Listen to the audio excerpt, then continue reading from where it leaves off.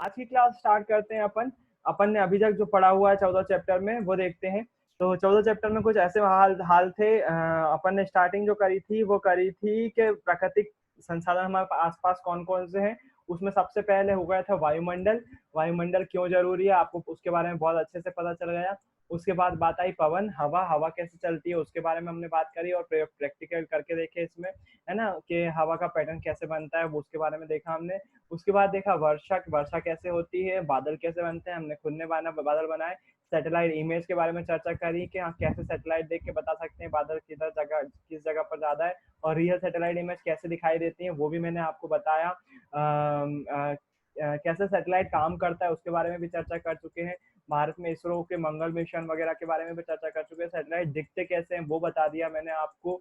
बहुत सारी चीजें इसमें कवर कर चुके हैं। उसके बाद हमने देखा वायु प्रदूषण क्या होता है, इसमें लाइकेन नामक जीव के बारे में बताया था मैंने आपको कि बहुत ज्यादा कैसे वो अपने आप में इम्पोर्टेंट पार्ट बन जाता है बायो का, कैसा लाइकेन कैसा दिखता है और क्या वायु प्रदूषण का उस पर असर होता है। ये सारी चीजें हम जो है वो देख चुके थे। उसके बाद यदि हम बात करें तो हमने जल प्रदूषण के बारे में भी चर्चा करी थी। 3 कारण भी देखे थे उसके कि जल प्रदूषण किन किन कारणों से होता है। यहाँ पर अनिश्चित पदार्थों का मिलना, इच्छित पदार्थों का मिलना और तापमान परिवर्तन प्रमुख प्रभाव थे जल प्रदूषण के। उसके बाद यदि हम बात करें तो बात करी थी कि मिट्टी कैसे बनती है, मिट्टी के लिए कौन कौन से तथ्य जिम्मेदार है। तो उसमें देखा था सूर्य भी जिम्मेदार है, जल भी जिम्मेदार है, जीव भी जिम्मेदार है और हवा भी जिम्मेदार है। साथ साथ कीट, कुछ सूक्ष्म जीव होते हैं वो भी जिम्मेदार हैं कहीं ना कहीं मिट्टी के निर्माण में। मिट्टी के बारे में हम चर्चा कर चुके हैं। उसके बाद यदि मैं बात करूं मिट्टी के बाद हमने जो देखा वो देखे इंपॉर्टेंट चक्र, जिसमें जल चक्र महत्वपूर्ण है। और उसके बाद हमने देखा नाइट्रोजन चक्र, जो कि आपने खुद बनाना सीख चुके हो कि नाइट्रोजन कैसे कैसे हमारे आजू बाजू नाइट्रोजन बनी रहती है ना, कैसे वो टूट जाती है नाइट्रेट नाइट्राइट्स में, फिर उसके बाद कैसे वो पौधे के द्वारा अवशोषित कर ली जाती है और फिर कैसे वो वापस वायुमंडल में आ जाती है। वो पूरा एक चक्र बन जाता है जिसको हम नाइट्रोजन चक्र बोलते हैं। अब 2 चक्र और बचे हुए, एक कार्बन चक्र और एक ऑक्सीजन चक्र। फिर उसके बाद ग्रीन हाउस प्रभाव बचा हुआ है। तो हम आज जो देखेंगे सबसे पहले वो देखेंगे कार्बन चक्र। कार्बन चक्र कैसे काम करता है, तो आपको मालूम है वायुमंडल में CO2 है। CO2 है कि नहीं है। CO2 जो है वो कार्बनिक यौगिक जैसे कि पादप के द्वारा एक्सेप्ट की जाती है, ग्रहण की जाती है ना। अच्छा, वो जरूरी नहीं है पादप के द्वारा ही एक्सेप्ट, मतलब आपको जानते हैं मेनली जो पौधे जो है वो कार्बन डाइऑक्साइड गैस को अवशोषित करते हैं या सोखते हैं। मेरे ख्याल से ये चीज आपको पता होगी। इस चक्र को पढ़ना सिखा रहा हूँ मैं, इस चक्र क्या बोल रहा है। वायुमंडल से CO2 कहाँ जाती है, पौधों के द्वारा एब्जॉर्ब की जाती है। खाना कैसे बनता है पौधों में, CO2 से बनता है ना, मेन उनके लिए वही है। वो CO2 छोड़ते हैं, CO2 लेते हैं, ग्रहण करते हैं और ऑक्सीजन छोड़ते हैं। तो CO2 पौधों के द्वारा ग्रहण की जाती है। और उस पौधों के द्वारा ग्रहण करने के बाद वो पौधे जो है वो जब दब जाते हैं, जमीन में दब जाते हैं, तो कोयले का निर्माण होता है। यदि दबते नहीं है, कोयला कोयला नहीं बनता है, तो नीचे कोयले के नीचे जो है वो पेट्रोलियम के खजाने होते हैं। पेट्रोलियम की खदानें होती है, तो वो पेट्रोलियम भी बना सकते हैं। जरूरी नहीं है कि कोयला ही बने, पेट्रोलियम भी बन सकते हैं। कोयला पेट्रोलियम कैसे बनते हैं अभी चर्चा करेंगे। फिर उसके बाद वो जो है वो किसी पौधे के द्वारा किसी जंतु को खाया भी जा सकता है। कोई जंतु अगर पौधे को खा ले तो वो कार्बनिक यौगिक कहाँ चले जाएंगे, जंतु में चले जाएंगे। जंतु से वो वापस पेट्रोलियम बन सकते हैं, है ना। और या फिर वो अकार्बनिक कार्बोनेट बन सकते हैं। अकार्बनिक कार्बोनेट शल की, ये पता नहीं, मुझे इसका हिंदी देखना पड़ेगा, देखेंगे अपन। अभी इसका एक एनिमेशन देख लेते हैं। और फिर उसके बाद इनके द्वारा श्वसन, मतलब ये जंतुओं ने एक्सेप्ट करी, मतलब खाने को खाया, मतलब पौधों को खाया। पौधे को किसने खाया, इंसानों ने खाया, और इंसानों ने सांस के थ्रू क्या छोड़ा, कार्बन डाइऑक्साइड गैस। तो फिर से वो कहाँ आ जाएगी, वायु में आ जाएगी। और पौधे खुद ही जो है वो कार्बन डाइऑक्साइड गैस भी छोड़ते हैं, मालूम है आपको। रात्रि के समय पौधे जो है, कुछ कुछ पौधे या पादप, पादप बोले तो पेड़ भी बोल सकते हो, कुछ पेड़ जो है वो कार्बन डाइऑक्साइड छोड़ने, कुछ नहीं बहुत सारे पेड़ जो है रात में कार्बन डाइऑक्साइड गैस छोड़ रहे होते हैं। तो इसलिए यहाँ पर एक एरो ऐसा बना हुआ है कि खुद पौधे भी कार्बन डाइऑक्साइड गैस छोड़ते हैं। वो ग्रहण करते हैं, उनमें प्रकाश संश्लेषण की क्रिया होती है और CO2 भी छोड़ते हैं कुछ पौधे। इंटरेस्टिंग फैक्ट है लेकिन सच्चाई है। इसलिए रात में आपको पेड़ के नीचे, कोई बड़ा पेड़ हो ना, जैसे नीम का पेड़, पीपल का पेड़, आपको नीचे सोने से मना किया जाता है। क्यों मना किया जाता है, रीजन सेम टू सेम बस यहीं पर है। रात में वो पौधे कार्बन डाइऑक्साइड गैस, पेड़ जो है वो कार्बन डाइऑक्साइड गैस छोड़ने लगते हैं, जिसके कारण से कार्बन डाइऑक्साइड गैस हमारे लिए जहरीली है। अगर हम वो इनहेल करेंगे, इनहेल करना मतलब होता है सांस के थ्रू अंदर लेना, इनहेल, INHALE, इनहेल। इनहेल करना मतलब श्वसन में ऑक्सीजन लेते हैं ना हम, लेकिन रात में अगर हम पेड़ के नीचे सोएंगे तो क्या लेने लगे, कार्बन डाइऑक्साइड गैस, और वो हमारे लिए जहरीली है, जिसके कारण से हमको जो है वो ऊटपटांग सी लगने लगती, फिर बोलते हैं कि भूत लग गए, भूत लग गए।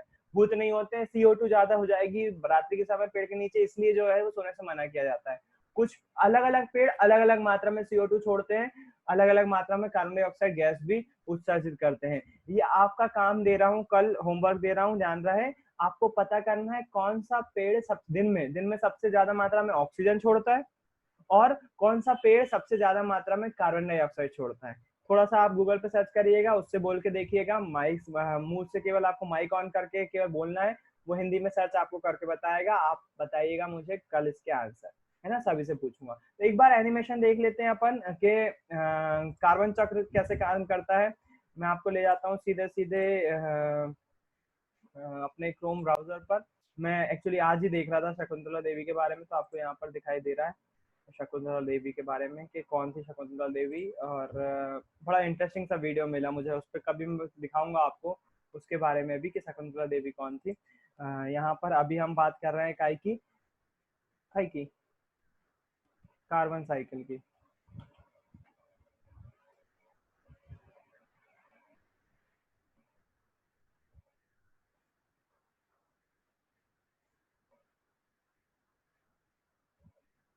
कार्बन और ऑक्सीजन दोनों cycle The air around us is made up of many different gases, including oxygen. Sound आ रहा है आप सभी को? वीडियो का साउंड? हाँ भैया आ रहा है। हाँ, ज्यादा तो नहीं? नहीं भैया ठीक है। ठीक, तो ये बोल रहे हैं Carbon dioxide, जो हमारी हवा nitrogen, होती है, and inert gases. Composition of air, हमारी जो वायु होती है उसमें सबसे जो गैसेस होती हैं वो उसमें जो सबसे ज्यादा होती है वो नाइट्रोजन होती है, फिर ऑक्सीजन होती है, फिर कार्बन डाइऑक्साइड गैस होती है, और बाकी जो है वो इनर्ट गैसेस है, अक्रिय गैसेस हैं। इनर्ट गैस को बोलते हैं अक्रिय गैस, हीलियम, नियॉन, आर्गन, क्रिप्टॉन, धूल के कण भी होते हैं, जलवाष्प भी होती है, वो सारी चीजें। लेकिन प्रमुख रूप से ये 3 गैसेस हैं, जिसमें से नाइट्रोजन चक्र आप पढ़ चुके हो, अभी कार्बन डाइऑक्साइड कार्बन चक्र पढ़ रहे हो, और ऑक्सीजन चक्र पढ़ रहे हो। तो CO2 का मॉलिक्यूल ऐसा दिखता है, अणु ये बने ना, जो ये अणु है, कार्बन बीच में, आजू बाजू ऑक्सीजन के 2 एटम लगे हुए हैं, तो ये बना देगा CO2। यहाँ पर देखो O2 बनाने के लिए ऑक्सीजन के 2 एटम आपस में चिपक गए, तो ये O2 बना देगा। नाइट्रोजन N2 बनाने के लिए 2 एटम आपस में चिपक गए, तो N2 बना देगा। इनर्ट गैसेस जो है वो अलग तरह से दिखाई गई हैं, तो वही चीज अपन जानते हैं, ये चीज तो Oxygen. जो हमारी हवा होती है वो बहुत सारी गैसेस का मिक्सचर है, जिसमें main carbon dioxide gas, sorry oxygen और नाइट्रोजन है। अभी हमको किसको बात करना है, कार्बन डाइऑक्साइड गैस और ऑक्सीजन पे बात करना है। And carbon dioxide in particular are important for the survival of living organisms. दोनों ही गैसेस जो है वो हमारे लिए जरूरी है जिंदा रहने के लिए, we as a human as well as the plants और the trees. whenever I say the plant word, it already contains tree, है ना। मैं जब भी पेड़ प्लांट की बात करूं, हमेशा उसके साथ ट्री अपने आप आ जाते हैं, है ना। प्लांट एक कैटेगरी है जिसके अंतर्गत पौधे साथ साथ ट्री भी आ जाते हैं। तो मैं जब भी बात करूं तो उसके लिए पौधे जब भी बोलूं तो वो क्या है, जब भी पादप बोलूं, पादप में पौधे और पेड़ दोनों ही आ जाते हैं। तो हम एज अ ह्यूमन और प्लांट्स और पादप दोनों ही चीजें जो है जिंदा रहने के लिए उनको ऑक्सीजन और कार्बन डाइऑक्साइड गैस दोनों की जरूरत होती है। मतलब humans inhale oxygen wherever trees inhale carbon dioxide gas and produce oxygen gas, है ना। हम जो है वो कार्बन डाइऑक्साइड गैस को छोड़ते हैं, ऑक्सीजन को इनहेल करते हैं, जबकि जो पादप होते हैं वो कार्बन डाइऑक्साइड गैस को ग्रहण करते हैं और ऑक्सीजन को रिलीज करते हैं, जस्ट अपोजिट है ना। The amount of these gases in the atmosphere is maintained by the carbon cycle and the और ये इन दोनों की जो अमाउंट है, इन दोनों की जो मात्रा है, वो जो है कार्बन डाइऑक्साइड गैस की मात्रा को मेंटेन करना, कम या ज्यादा ना हो, उसको बोलते हैं कार्बन साइकिल। और जो ऑक्सीजन की मात्रा को कंट्रोल करने को बोलते हैं ऑक्सीजन साइकिल, है ना। दोनों ही अलग अलग साइकिल हैं, उसके बारे में respectively. The carbon cycle is the cycle that maintains the amount of carbon dioxide. तो कार्बन साइकिल की परिभाषा क्या है? एक ऐसा चक्र जो कि बताता है हमारे वातावरण में कार्बन डाइऑक्साइड गैस कैसे मेंटेन रहती है। मेंटेन रहती मतलब नियमित रहती है, या फिर दूसरे भाषा में बोले स्थिर रहती है। स्थिरीकरण पढ़ा था ना, स्थिर रहती है। कार्बन डाइऑक्साइड गैस कैसे बनी रहती है ना, क्योंकि केमिकल चेंज तो होना है एटमॉस्फेयर में, वातावरण में ऐसी ऐसी कंडीशन हो जाती हैं जिसके थ्रू जो भी केमिकल है वो अपने आप चेंज हो जाता है। ये कार्बन डाइऑक्साइड गैस भी कुछ ना कुछ चेंजेस से गुजरती है, लेकिन फिर भी वातावरण में उतनी ही मात्रा में बनी रहती है। कैसे बनी रहती है वो हमको दिखाता है कार्बन साइकिल। सभी सुन रहे हो ना? नींद तो नहीं आ रही है? बोरिंग तो नहीं हो रहा है? No reply. हाँ भैया सुन रहे हैं। हम्म in the atmosphere by continuously taking carbon dioxide from the air and releasing it back into the air. मतलब हम कार्बन डाइऑक्साइड गैस को कैसे यूज कर लेते हैं और वापस कैसे वो वायुमंडल में चली जाती है, ये पूरा एक चक्र बन जाता है, उसको हम कार्बन साइकिल बोलते हैं।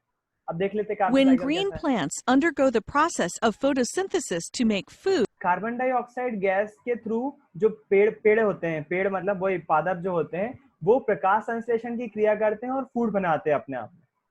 आप सभी को पता है पौधे कैसे किस क्रिया के कारण से भोजन बनाते हैं? प्रकाश संश्लेषण की क्रिया से भोजन बनाते हैं। उसके लिए उन्हें 3-4 चीजें की जरूरत होती है।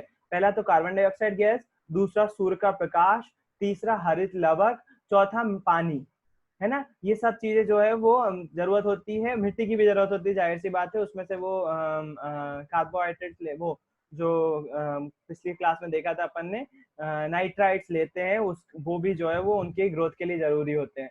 तो प्रकाश संश्लेषण की क्रिया के लिए कार्बन डाइऑक्साइड गैस पौधे या पेड़ कहाँ से लेते हैं? एटमॉस्फेयर से लेते हैं, वातावरण से लेते हैं। they absorb carbon dioxide from the air.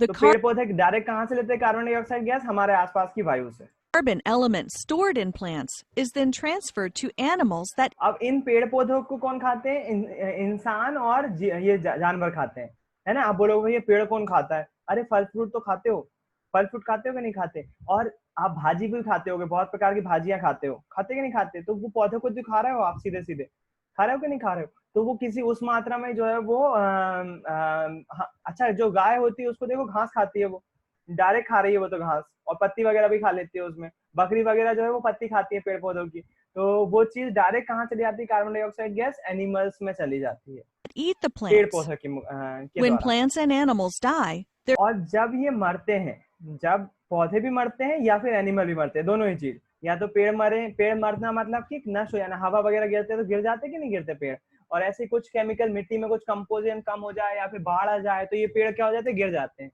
तो उसको मरना ही बोलते हैं। पेड़ मरते हैं या फिर जानवर मरते हैं।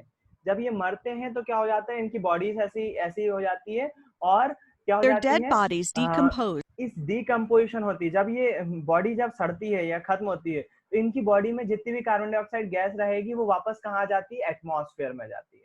कहाँ जाती है? वापस वातावरण में आ जाती है। आप बोलोगे तब तक नहीं आती भैया, तब तक ट्रैप रहती है कि इनके अंदर, मतलब गाय अगर सांस ले रही है तो उसके अंदर कार्बन डाइऑक्साइड गैस ट्रैप रहेगी? नहीं, ऐसा नहीं है।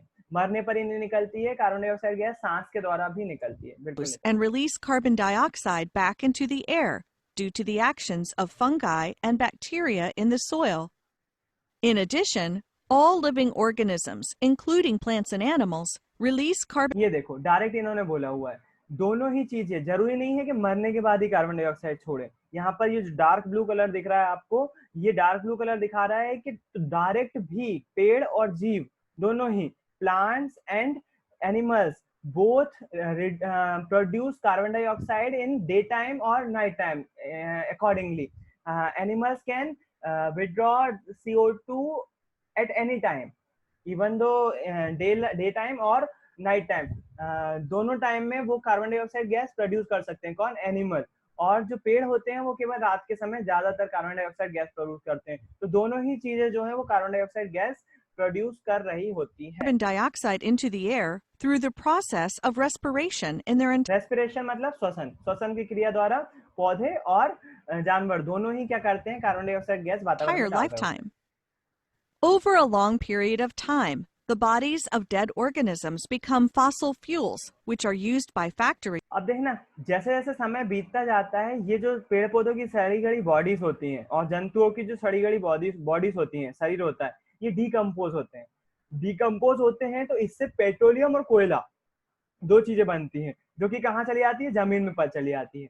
और वो दोनों ही चीज का, कोयला हो चाहे पेट्रोलियम हो, पेट्रोलियम और कोयला क्या होता है उसके बारे में चर्चा करूंगा मैं, क्योंकि बताना जरूरी है यहाँ पर, क्योंकि 10th क्लास में वो काम आता है। पेट्रोलियम और कोयला क्या होता है उसके बारे में अभी चर्चा कर रहा हूँ। वो बन जाते हैं, वो फॉर्म हो जाते हैं और कहाँ चले जाते हैं, जमीन में चले जाते हैं, और जमीन के थ्रू वापस जो है वो यूज किए जाते हैं किसके द्वारा, फैक्ट्रियों में यूज किए जाते हैं, पावर स्टेशन और व्हीकल्स वगैरह में यूज किए जाते हैं, पेट्रोल यूज करते हैं व्हीकल्स में, तो वो केमिकल उसमें यूज किए जाते हैं, और फिर उसके बाद वापस फिर से क्या बन जाती है, कार्बन डाइऑक्साइड गैस। मतलब कोयला जलाया आपने, CO2 बनेगी, वाहन चला रहे हो CO2 बनेगी, अगर आप पानी बना रहे हो कोयले से तो वहां पर भी कोयला जलाना ही पड़ेगा और क्या बनेगी, CO2 बनेगी, तो वापस CO2 फिर घूम के कहाँ जाएगी, एटमॉस्फेयर में आ जाएगी। power समझ stations, में आया? and तो ये vehicles. था कार्बन The साइकिल। ये देखो combustion वापस or burning of fossil जैसे fuels हम जलाते हैं also पेट्रोलियम और कोयले वगैरह को, तो वापस क्या बनती है, कार्बन डाइऑक्साइड गैस, और वो वातावरण में आ जाती है। तो ये एक साइकिल बन गया कि नहीं बना, बिल्कुल बन गया। इसी चीज releases को जो है carbon वो हम dioxide उल्टी into तरह the से भी air. लिख सकते हैं। कैसे लिख सकते हैं, पहले मैं कोयला पेट्रोलियम बता रहा हूँ आपको, लेकिन एक बार अपन खुद से बना के देख लें, क्योंकि जरूरी नहीं है जैसा बुक में दिया हुआ वैसा के वैसा बनाए हम। ब्लैक बोर्ड चाहिए कि व्हाइट बोर्ड? भैया कोई सा भी ले लो। White board. भैया भैया ब्लैक। ब्लैक ही ले लेते हैं सब, एक मत हो ही नहीं पाओगे कभी तुम लोग। यहाँ पर हम सबसे पहले क्या लेते हैं, सबसे पहले यहाँ पर लेते हैं ऊपर हम कार्बन डाइऑक्साइड वातावरण में जो है ना, उसको ले लेते हैं। अब देखना, अब जैसा वहां पर है वैसा के वैसा नहीं बनाऊंगा मैं थोड़ा सा चेंज करूंगा माहौल अपने हिसाब से। आप भी बना सकते हो, जरूरी नहीं है जैसा बुक में छपा हुआ वैसे ही बनाना है हमको। यहाँ पर क्या है, CO2 है, कहाँ पर है ये CO2, लिखेंगे वातावरण में है, वातावरण है ना, तो यहाँ पर लिखेंगे वातावरणीय, वर्णीय, हेडिंग पे ध्यान ना दें, मैं माउस से लिख रहा हूँ।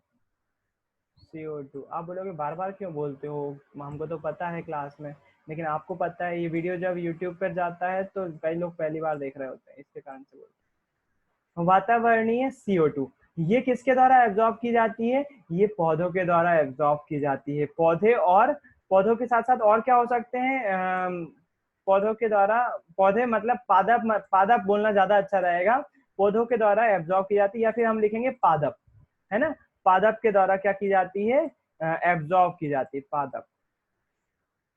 डायरेक्ट पादप ने ली, क्या बनाया है इसने, CO2 के साथ बनाई, इसने जो है वो क्या बनाया, खाना बनाया, ऑक्सीजन बनाई, और इस पादप को जो पेड़ या पौधा है उसको कौन खाता है, कौन खाता है, जानवर और हम लोग। जानवर या फिर जंतु, जीव जंतु, है ना, तो अपन यहाँ पर इसको लिखते हैं जीव जंतु, जीव जंतु के द्वारा ये खाई जाती है, इसके अंदर लिखेंगे हम जीव जंतु,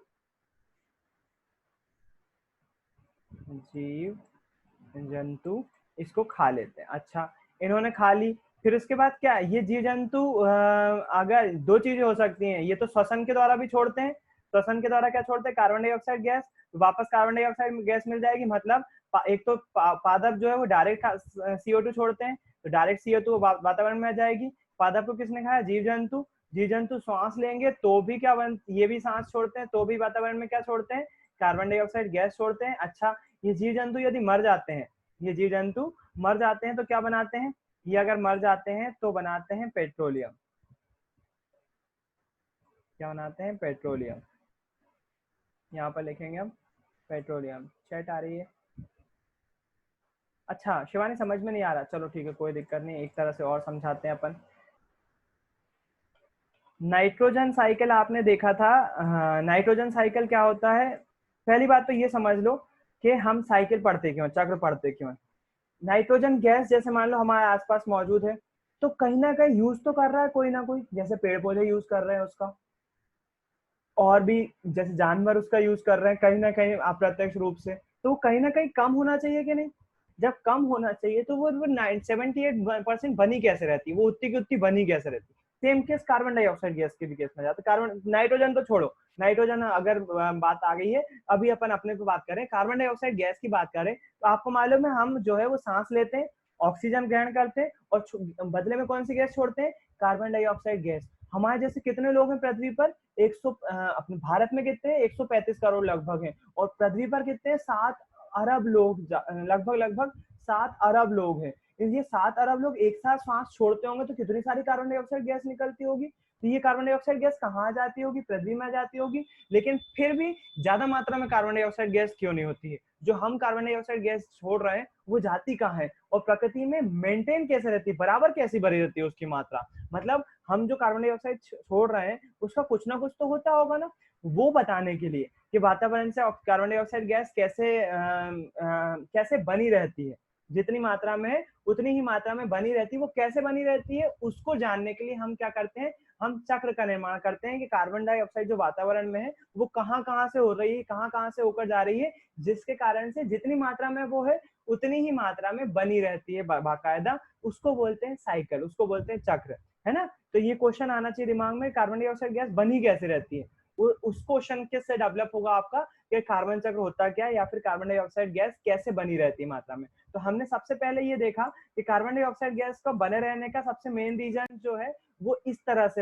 है, मतलब हमारे आसपास वायुमंडल में कार्बन डाइऑक्साइड गैस है। अब जाहिर सी बात है पूरे यहाँ पर जितना भी एरिया दिख रहा है ना आपको, ये सभी जो है वो यहाँ पर कार्बन डाइऑक्साइड गैस, आपके आसपास भी आप अगर बैठे हुए तो यहाँ पर भी कार्बन डाइऑक्साइड गैस मौजूद है, कुछ मात्रा में सही लेकिन मौजूद है। मेनली नाइट्रोजन और ऑक्सीजन रहती है, वो सही है। लेकिन अब क्या करते हैं, जो पेड़ पौधे होते हैं, पेड़ पौधे क्या करते हैं, उनको खाना बनाना है, खाना बनाने के लिए कार्बन डाइऑक्साइड गैस की जरूरत होती है। तो पेड़ पौधे क्या करते हैं, आसपास जो वायु में CO2 घुली रहती है, उस CO2 की मदद से खाना बनाते हैं। किसकी उपस्थिति में, सूर्य के प्रकाश की उपस्थिति में। कौन सी प्रोसेस से, प्रकाश संश्लेषण की क्रिया से। तो यहाँ पर फोटोसिंथेसिस लिखा है ना, इसका मतलब हो जाता है प्रकाश संश्लेषण की क्रिया। तो प्रकाश संश्लेषण की क्रिया होती है और ये किसका यूज कर लेते हैं, कार्बन डाइऑक्साइड गैस का यूज कर लेते हैं। अब ये पौधों को कौन खा लेता है, पौधों को जो है वो जानवर खा लेते हैं, जानवर खा लेते हैं। अब ये अच्छा, ये पौधे जो है वो कभी कभार सड़ गल के मर भी जाते हैं, पेड़ पौधे काट देते हैं कई लोग, कई बार हवा पानी से गिर जाते हैं तो मर जाते हैं, पौधे भी मरते हैं, साथ साथ जानवर वगैरह भी मरते हैं। जब ये मरते हैं, जो मर जाते हैं, तो मरने पर भी कुछ मात्रा में क्या निकलती है, कार्बन डाइऑक्साइड गैस निकलती है और वो कहाँ जाती है, वायु में घुल जाती है। आप खुद सोचो ना, कोई पेड़ अगर मरा हुआ होगा, कोई पेड़ अगर जैसे मान लो उदाहरण के लिए आपने पौधा उखाड़ के फेंक दिया, पौधा उखाड़ के फेंक दिया तो वो सड़ेगा, सड़ेगा तो उसमें से कुछ गैस निकलेगी, वो गैस कार्बन डाइऑक्साइड गैस, और भी मिक्स बहुत सारी गैसेस होंगी उसमें, कार्बन डाइऑक्साइड गैस भी रहेगी। वो गैस कहाँ आ जाएगी, जहां वो आपने डाला हुआ है वहीं पर वायु में फैल जाएगी। सेम केस मान लो आपने घर में जो है वो मछली बनी हुई है, मछली का जो खाने वाला हिस्सा था वो खा लिया आपने, बाकी जो मछली का हिस्सा था वो बाहर आपने खुले में छोड़ दिया, तो वो सड़ेगी मछली। जैसे सड़ेगी उसमें से गैस निकलेगी, वो गैस कहाँ चली जाएगी, वायुमंडल में चली जाएगी। यहाँ पर भी तो वही हो रहा है, जानवर जो मरे वो कहाँ चले गए, उन्होंने उनकी बॉडी से जो कार्बन डाइऑक्साइड गैस थी वो ऊपर चली गई। अच्छा सेम यहाँ पर केवल ऐसा नहीं है कि मरने पर ही कार्बन डाइऑक्साइड गैस निकलेगी, पेड़ पौधे मरेंगे तभी कार्बन डाइऑक्साइड गैस निकलेगी, ऐसा नहीं है। यहाँ पर ये भी हो सकता है कि ये भी होता है कि श्वसन के दौरान जब सांस लेते हैं, पेड़ भी सांस लेते हैं, है ना, पेड़ जब सांस लेते हैं और जानवर भी जब सांस लेते हैं, उसके द्वारा भी कुछ मात्रा में कार्बन डाइऑक्साइड गैस बाहर छोड़ी जाती है, एटमॉस्फेयर में छोड़ी जाती है। तो कार्बन डाइऑक्साइड गैस डायरेक्ट श्वसन से भी छोड़ी जाती है और पेड़ पौधे के मरने के बाद भी कार्बन डाइऑक्साइड गैस जो है वो वातावरण में छोड़ी जाती है, बिल्कुल कॉमन सी बात है। तो ये तो समझ में आ गया। अब एक चीज और बची हुई है, पेट्रोलियम वाला, पेट्रोलियम वाला मैं समझा रहा हूँ। उसके पहले अभी ये वाला जो अपन ने अभी सीखा है पेट्रोलियम वाला, मैं अभी बिल्कुल आपको समझा रहा हूँ कि पेट्रोल क्या होता है, उसके बाद समझ में आएगा। लेकिन अभी हमने जितनी बात करी, कम से कम उत्तर डायग्राम तो बना ले। उत्तर डायग्राम बनाने के लिए क्या कर रहा हूँ मैं, हमारे आसपास क्या है, वातावरण में कार्बन डाइऑक्साइड गैस है। अब ये कार्बन डाइऑक्साइड गैस जो है वो किसके द्वारा सबसे पहले ग्रहण की जाती है, पौधों के द्वारा ग्रहण की जाती है। तो हमने ऐसा एरो बना दिया, याद रखें यहाँ पर दो साइड एरो नहीं बनाएंगे। कार्बन डाइऑक्साइड गैस कौन इनहेल कर रहा है, सबसे पहले पौधे इनहेल कर रहे हैं, तो हम यहाँ पर जो है वो एक ही डायरेक्शन में एरो बनाएंगे। दो अगर मैं यहाँ पर भी बना दूंगा एरो तो गलत हो जाएगा। ये कार्बन डाइऑक्साइड गैस किसने ग्रहण करी, पौधों ने ग्रहण करी। तो यहाँ पर मैं बनाऊंगा एक ब्लॉक बनाऊंगा और इस पे लिखूंगा पौधे, है ना। आप चाहो तो यहाँ पर एक और प्रोसेस का नाम भी लिख सकते हो, किस प्रोसेस से, पौधे की जगह पादप लिखना ज्यादा अच्छा रहेगा, क्योंकि उसमें जो है वो पेड़ और पौधे दोनों ही आ जाएंगे। पौधे होते हैं छोटे, पेड़ होते हैं बड़े। पादप लिख दूंगा ना तो दोनों ही आ जाएंगे इस कैटेगरी में। आप चाहो तो यहाँ पर लिख सकते हो प्रकाश संश्लेषण, प्रकाश संश्लेषण। शिवानी आप समझ में आ रहा है, पौधों ने क्या करा, प्रकाश संश्लेषण की सहायता से कार्बन डाइऑक्साइड गैस ग्रहण करी। ठीक,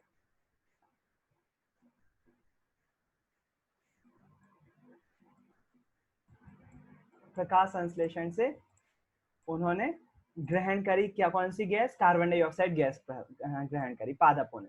अब ये पादप क्या करते हैं, एक तो डायरेक्ट सांस लेते हैं, है ना। ये डायरेक्ट सांस लेते हैं, सांस लेने पर क्या हो जाता है, डायरेक्ट ये क्या बना लेते हैं, वायुमंडल में कार्बन डाइऑक्साइड गैस छोड़ देते हैं। तो एक साइज का तो ये हो गया। इसको कोशिश करो आप यहाँ से ना बनाते हो, यहाँ से बनाओ, ऐसा गोल ले जाओ यहाँ से और इसको ऐसा बना दो, थोड़ा सा बड़ा दिख जाए। तो पादप श्वसन, इसमें आप लिख सकते हो श्वसन, बिल्कुल लिख सकते हो बिना सोचे समझे।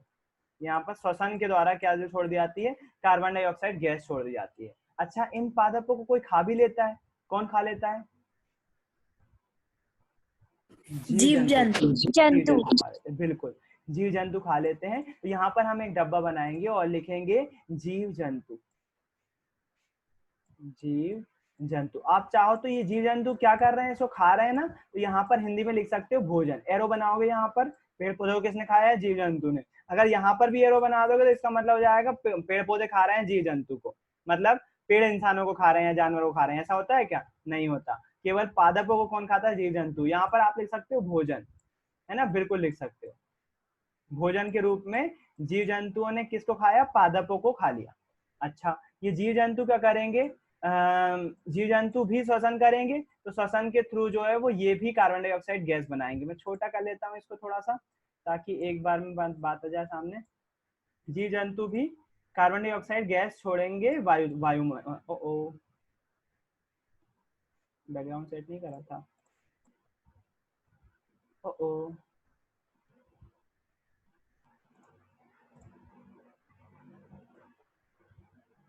ये जीव जंतु क्या करेंगे, श्वसन करेंगे, और श्वसन के थ्रू क्या जाएगी, वायुमंडल में फिर से कार्बन डाइऑक्साइड गैस आ जाएगी।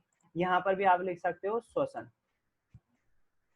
श्वसन, है ना। यहाँ पर जीव जंतु ने श्वसन। अच्छा, जीव जंतु जो है वो मरते भी हैं, मरेंगे तो भी जो है वो बनेंगे। इसमें अपन को एक चीज और बनाना पड़ेगी। यहाँ पर जीव जंतु डायरेक्ट श्वसन से भी छोड़ सकते हैं, और इसकी जगह जो है वो मर जाएंगे जब, तो काय का निर्माण करेंगे, वो जो है वो यहाँ पर आप जो है वो इसको ऐसा लिखोगे, यहाँ पर एक एरो बनाओगे, यहाँ पर लिख दोगे मृत्यु,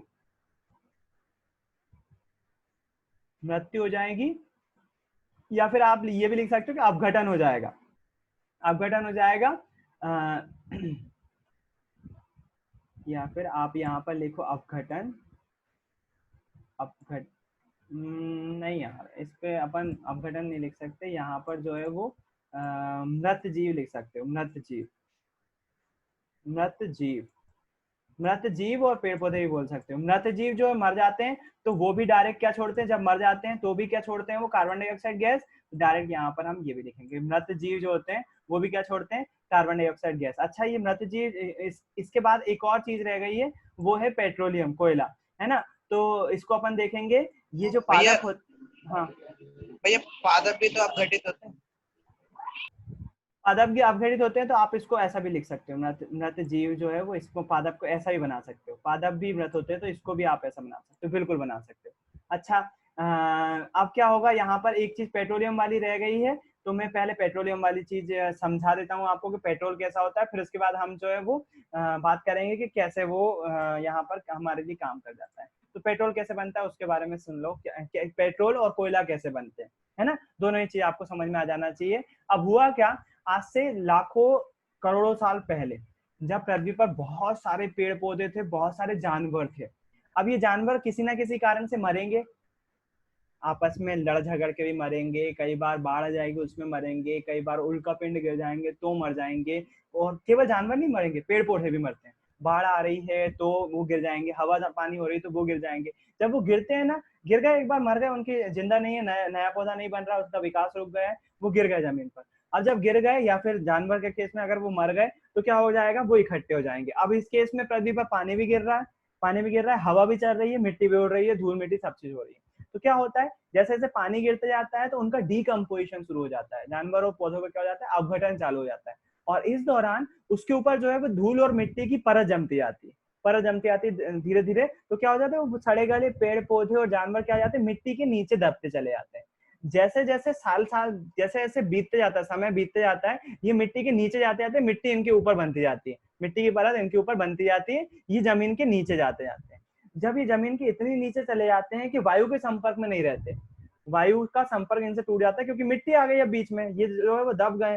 तो अब जब इनके शरीर पर दबाव पड़ता है, मिट्टी जो है वो दबाव डालती है, तो क्या होता है, इनकी बॉडी में जो फैट होता है, जैसे हमारी बॉडी में भी फैट होता है ना, अगर फैट मतलब तेल, समझ लो तेल, मोटे शब्दों में बोल दो तो तेल। वो तेल क्या होता है, जैसे अगर मान लो कोई स्पंज में तेल भर दिया मैंने, स्पंज में तेल भरा हुआ है, ऊपर से उस स्पंज को मैं दबाऊंगा, उस पर प्रेशर डालूंगा, तो क्या होने वाला है, वो तेल नीचे गिरेगा। बिल्कुल सेम केस जानवरों और पेड़ पौधों के साथ भी ऐसा ही हुआ, जब मिट्टी की परत उस पर जमती जाती है तो वो जानवरों और पेड़ पौधों की बॉडी जो है वो दबेगी। जब दबेगी तो उसमें से जो फैट होगा वो निचुड़ जाएगा, निचुड़ने के बाद कहाँ, नीचे जमीन में रिसता हुआ नीचे चला जाएगा। और हमारी पृथ्वी को आप जानते हो, पृथ्वी की जो संरचना है, ऊपर पहले मिट्टी है, मिट्टी के नीचे फिर आ जाती है चट्टाने।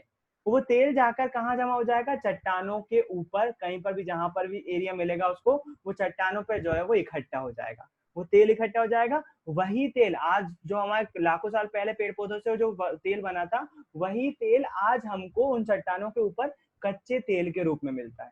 कच्चा तेल क्यों बोल रहा हूँ, उसको इंग्लिश में क्रूड ऑयल बोलते हैं। क्रूड ऑयल काले कलर का होता है, बहुत ज्यादा काला दिखाई देता है, और इस क्रूड ऑयल को गर्म करके बहुत सारी चीजें बनाई जाती हैं। उदाहरण के लिए पेट्रोल, उदाहरण के लिए डीजल, उदाहरण के लिए केरोसिन, उदाहरण के लिए ग्रीस।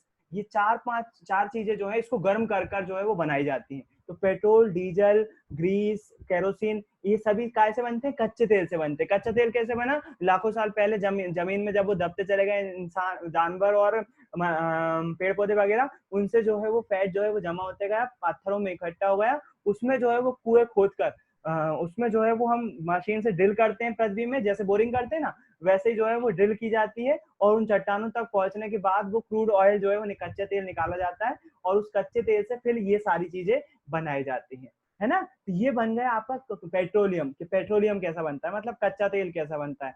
कोयले की बात जानने के लिए कि कोयला कैसे बनता है, एक बार फिर से ज्वाइन करो, मैं बता रहा हूँ कोयला कैसे कहते हैं या कैसे बनता है कोयला, एक बार फिर से ज्वाइन